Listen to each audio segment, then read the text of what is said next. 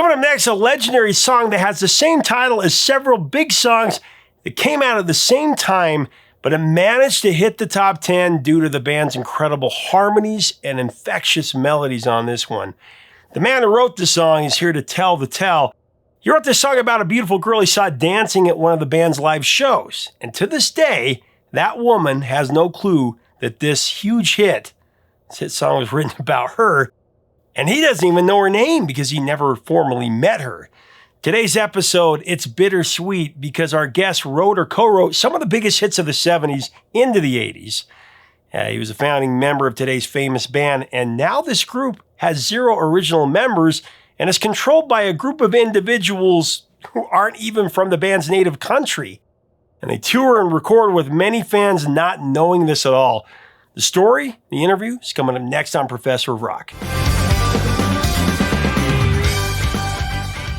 Hey, music junkies, Professor of Rock, always here to celebrate the greatest artists and the greatest songs of all time. You know, if you've ever had your tape eaten by your boombox or your Walkman, you're going to dig this channel. You're going to know exactly what we're talking about here. Potent nostalgia 24/7. The story straight from the legends. Make sure that you subscribe below to be a part of this great music celebration. Click the bell so you always know when our cool interviews are coming out. I love interviewing these guys about their songs. So it's time for another edition of our series, Revelations. This is where artists and bands, they take us for a truly deep dive into their greatest songs and albums, details about the recordings and about the process you won't find anywhere else. That's a fact because they've told me so. This band has the most played radio song by an Australian band in history. Actually, the top 2 most played songs, Reminiscent and Lady. Rock and reminiscing. So lady, let me take a look at you now. And the band sold 30 million records. They've had numerous hits as well, like Cool Change and Lonesome Loser. For a cool change.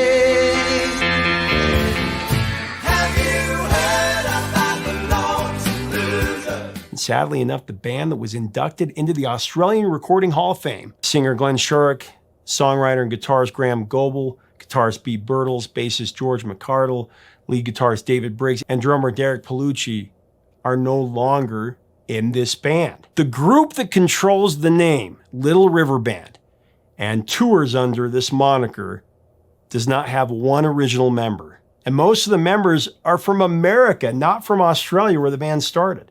Our guest today, the co-writer of many of their biggest hits, Graeham Goble, he says that the original members have wanted to regroup and tour for the fans, but they can't under the Little River Band name. He also tells the story of writing the band's massive hit, Lady. He wrote it about a girl that still has no clue that the all-time hit was written about her. It's very strange.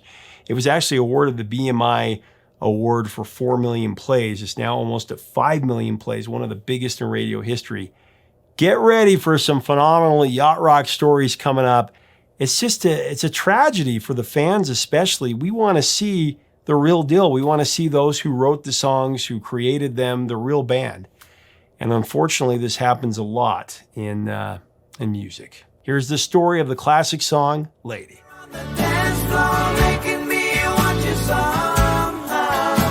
Lady also had roots with your pre-LRB band, Mississippi. And that was inspired by a lady that caught your eye as she danced near the front of the stage during a concert, right? Tell me about that. Well, this was prior to LRB. When I came to Melbourne in 1972, when I formed Mississippi with Beeb and Derek, we were playing, the pub gigs around Melbourne. Usually we'd do a gig every night at some sort of pub. There'd be a live band on and we'd play. Sometimes we would do lunchtime gigs at universities where people would come out for a lunch break and we would do a show. But we always did like a matinee. On a Saturday, you do a matinee, an afternoon 2 to 5 set at a local pub, and then you would then do an evening gig 8 or 9 o'clock at a pub somewhere else. So one day we were doing the Matthew Flinders Hotel in Melbourne, and we'd do about 3 sets. And I noticed out on the dance floor there were 2 girls dancing together, and there was one girl that I thought was really attractive, and I really liked her. This was 1973. And I was watching her during our 3 sets. And then at the end of the afternoon, about 5 o'clock or so, we were packing up, and she had gone, just disappeared off out of the room. I never ever got to talk to her or see who she was. She was just, I thought, a very attractive person. And I, once again, while I was performing, I was just watching her.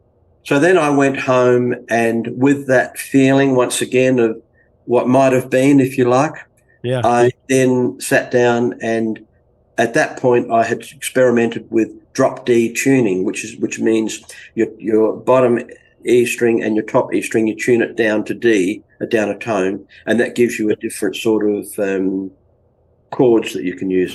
Oh, lady, I think it's only fair I should say. So I was experimenting with that, and once again just sat down thinking of her and wrote Lady in one sitting there.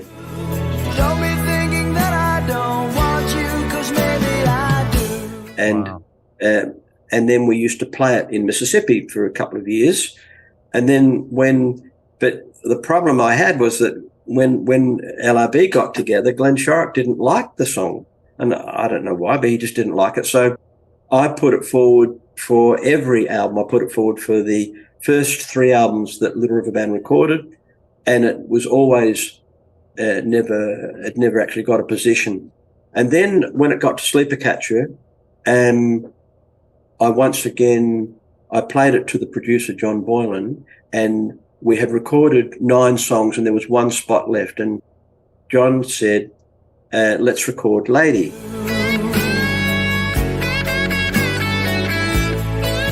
So we recorded it. And then when it came time for Glenn to do the vocal, he said, you know I hate this song, don't you? And I said, I know you do, Glenn, but John has picked it and we're giving this our best shot. So to Glenn's credit, he went out and just sung the pants off it. Like he was just, once again, a professional musician as he is. Feel for the winter, but don't have a cold heart. And it became our biggest selling single. It actually sold more as a single than Reminiscing. Hurry, don't be late. I can hardly wait. Like it was just, it's been a massive song for us and loved by many, many people. Once again, I think it's, somewhat of a standard. It's a very different song. And once again, it's got that Cole Porter influence in that the first 2 verses are different. Time to make time to be there. It's not like verse 1 and then repeat it for verse 2. Verse 1 is sung by Glenn, and then Bieber and I sing a different melody for verse 2.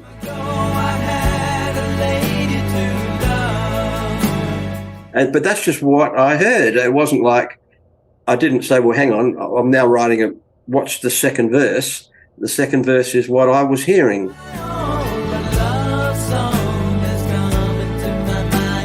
But Roy Orbison did that as well. I mean, he would just follow wherever the melody would take him.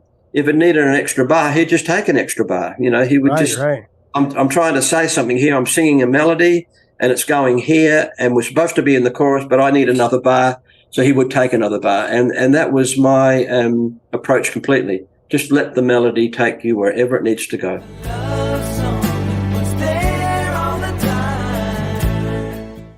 And so, inspired by this wonderful young lady who would be every bit of my age now, may not even be here anymore, never even knew that she inspired the song.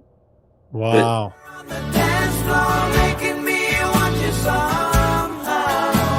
So, we did that sort of Caribbean, Latin sort of thing, which worked really well. And that, I wouldn't take credit for that. That was probably, it just came out of the recording session.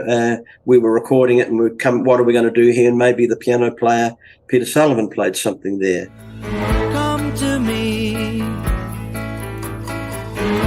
I mean, it's so cool because that's what Little River Band did so well. You guys, all your songs sounded distinct and different. Yes. you would have a band that maybe would have a hit single and they would do part 2 and part 3 of that single. And you guys Try to always copy it. had something totally different. And Yeah. Lady, I love how it builds when the bass comes in. Boom, boom, boom, boom.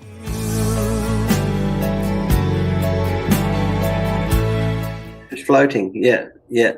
By the time you get to that chorus, you're at peak performance. I mean, it's just coming out, Lady. Glenn, like you said, beautiful vocal there. So lady, let me take a look at you now. And then the guitar solo. It's cool how it comes out a little earlier than you would expect from a guitar solo. Well, the guitar solo was actually part of my writing. I actually hummed that. Da, da, da, da. I actually heard that as part of my composition. I do. So David actually learnt that because that was on my live demo that I sang to the band when it came. And I did that more on a number of songs where I would actually hum the solo that I could hear, because it's a very melodic solo, you see.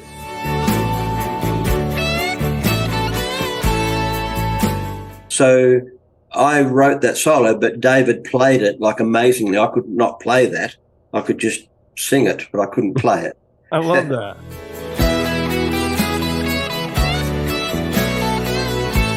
But I think McCartney used to do that too. I think he would sing parts to people, you know, George this, or, you know, you see that in their film. But I did that as well on a number of occasions where I would hear what the solo could be and suggest to the guitarist in that way, David, and we would just sit down and he would just learn what I was singing, and that becomes the solo.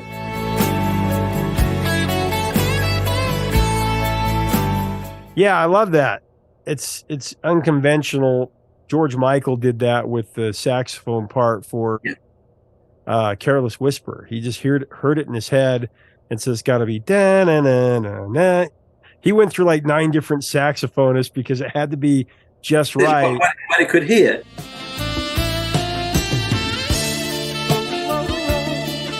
As Jerry Rafferty did on Baker Street. Right.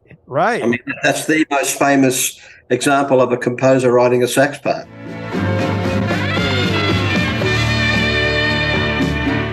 Yeah. And Bruce Springsteen did that with Jungle Land. He made Clarence Clemens play the saxophone part, and they spent like hours and hours. He said, nope, that's not right. It's got to be this. Yeah.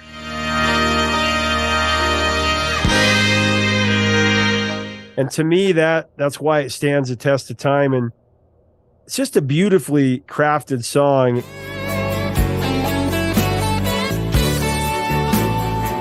The part that always gripped me, though, is, again, the bridge section. You call it the middle 8. We call it something different here in America. We always call it the bridge. But again, a phenomenal how you do that, where I love it. Look around, come to me. I have no answers, but know where I want to be. Well, yeah, very autobiographical, that. I have no answers, but know where I want to be. Well, see, as all songwriting is, I have no answers, but know where I want to be. Well, that's my life. You know, I don't have the answers. I have a belief system that I think is fairly correct for me, but I've always known where I want to be, and I've always known what I'm heading toward. I look around. The lyric in there, I was born in the winter and cooled by a warm heart. Well, I'm Taurus. I was born in Australian winter on May the 15th, and my mother I was cooled by a warm heart. That's talking about my mum. Oh, very cool. I was born in the winter and cooled by a warm heart. Because the cooled by a warm heart is it's another way of saying loved by somebody unconditionally, isn't it? When you think about it, I was cooled by a warm heart. Well, if you're talking about your mother, then you're loved unconditionally. Oh, I love it. That's what that lyric is. Thank you for sharing that. Feel for the winter, but don't have a cold heart. Then you go into that huge finale from there. I love how Glenn sings that last line twice. Yes. That's a great And the lyric touch. changes too. The lyric changes. Don't be thinking that I don't want you, 'cause maybe I do. Don't be thinking that I don't want you. Because maybe I do, but then the repeat is, don't be thinking that I don't want you, lady, I do. Lady, I do. Lady, I do. Yeah. He's instead of maybe, it's the lady. Yeah. So then I you love make that. Thinking that I don't want you, lady, I do. You make a definite commitment to her. Puts a exclamation mark.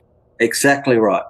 And so as a songwriter, I'm not a cut and paste songwriter. Even with our vocals, you would notice that there's no cut and pasting. Every chorus we sing has got a nuance in it. It's got something, a trill or something different, because we sang all of our choruses. They weren't ever flown in. They were just always done differently. And so when we were doing things like that in our outros, I'm always adding things. And so to me, having the lady I do completes the lyric as a commitment to that person. Exactly. And then the guitar solo, guitar comes in again.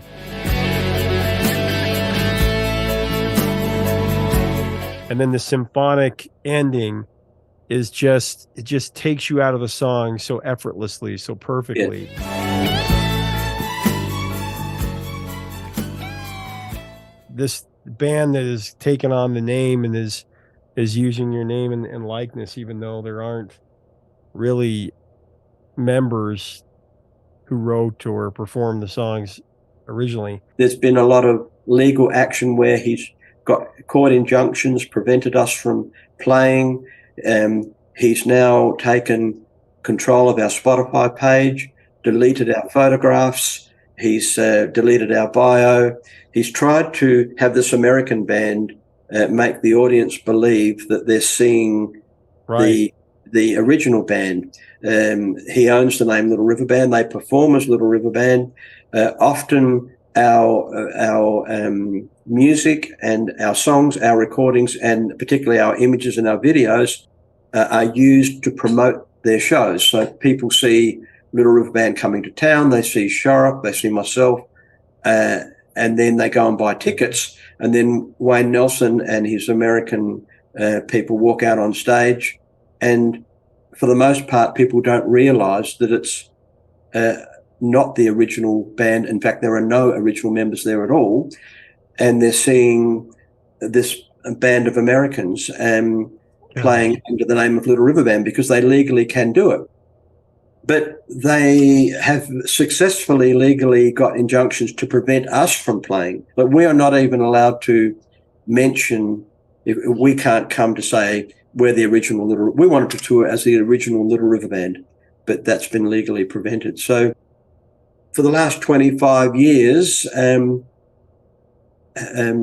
Steve Houston and Wayne Nelson have prevented the original bands from playing. And so they go on year in and year out with performances of questionable integrity and sound, but the audience don't seem to care or don't know, but they can't get to hear the real thing, and they never will get to hear the real thing because they stopped us.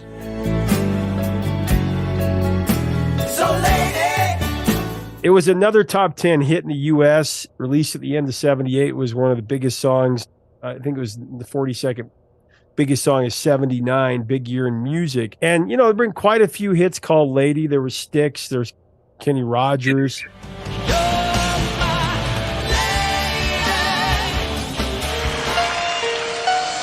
Lady. I had never heard those other two ladies, because if I had, I wouldn't have probably pursued a song with the title of Lady, because I always like to. I mean, I know that Buddy Holly had a song like Reminiscing, but called Reminiscing. It wasn't a hit for him, I don't believe. It's only you that I'll be thinking of. But I didn't know that when I wrote Reminiscing. I thought, well, I've written the first song called Reminiscing. As when I wrote Lady, I thought, I've written the first song called Lady. I didn't know.